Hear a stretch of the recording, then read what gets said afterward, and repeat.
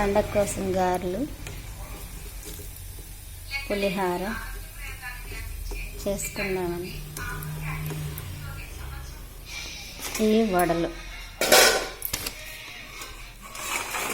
ఇవి ఉల్లిపాయ పచ్చిమిరకాయలు, గారెల పిండిలో ఉల్లిపాయ పచ్చిమిరకాయలు జీలకర్ర వేసి చేసాను. ఇవి ఇంట్లో గారెలు ఇలా చేసుకున్నాం.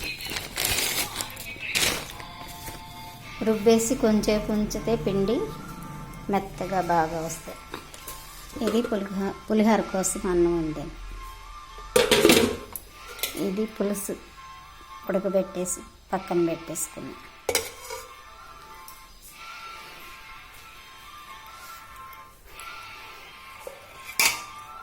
ఇది తాలింపు వేసాను.